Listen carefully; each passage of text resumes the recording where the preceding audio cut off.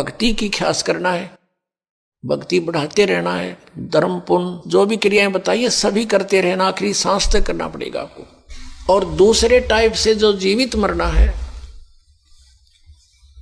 कि जैसे आप जी देखते हैं कि नाइट सर्विस में यानी रात्रि सेवाओं के अंदर बसों में व्यक्ति जाते हैं और फिर सुबह शाम तक वापस आ जाते हैं। वो नाइट सर्विस में किस लिए जाते हैं कि उनको बहुत आवश्यक कार्य होता है और शीघ्र करने के लिए ही वापस आने के लिए गए होते हैं कि शाम तक लौट आऊं। और ऐसे ही एक रात्रि सर्विस में गया, रास्ते में एक्सीडेंट हो गया, वापस आना था, इतनी शीघ्रता थी उसको, इतना आवश्यक कार्य था कि वापस आना था उसको, और दुर्घटना मृत्यु होगी नाइट सर्विस में। अब वो कहाँ गई वो शीघ्रता, कहाँ गए जिसके लिए पंजे ना टक्के थे, वो क्या ले गया साथ में।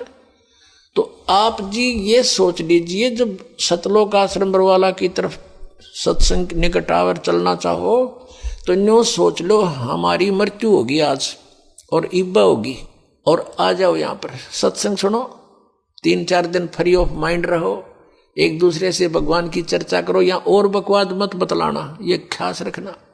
परमात्मा रुष्ट हो जाएगा, ठीक है, कोई मित्र रिश्तेदार मिलता है, बातें करो गृहस्थी की थोड़ी बहुत देर के लिए, फिर अपना मालिक की चर्चा शुरू करें, कोई ज्ञान उससे सुने, कभी आप सुनावे, फिर मंत्र करने लग जावे।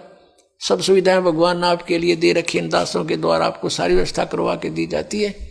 तो इसका सदुपयोग करना, दुरुपयोग करने से राम रूठ जाएगा आपका, और राम नहीं रूठना चाहिए, ये भी आपको डर लगे। तो ये सोचकर आप आ जाइए और ये सोचिए कि हमारी मान ले परमानेंट मृत्यु हो जाए तो भी तो हो सकती है ऐसे। और अब हम 3 दिन 4 दिन 2 दिन जिसा भी समय आप मरना चाहो मरो, और फिर वापस चले जाओगे घर पे, और परमानेंट टिकट कट गई फिर भी तो बात बिगड़ेगी, फिर तो धरा धरा रहेगा, सारा संभाल ही नहीं सकते आप।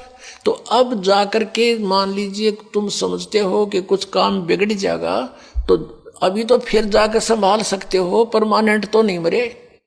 लेकिन जो परमात्मा के लिए सच्चे दिल से आते पुण्यात्माओं, किसी का आज तक काम बिगड़ा नहीं, बने मिलते, लेकिन वो आपकी श्रद्धा पर डिपेंड करेगा। सतगुरु के दरबार में कमी काहे की ना, अनसा मौज नहीं पावता तेरी चूक चाकरी में।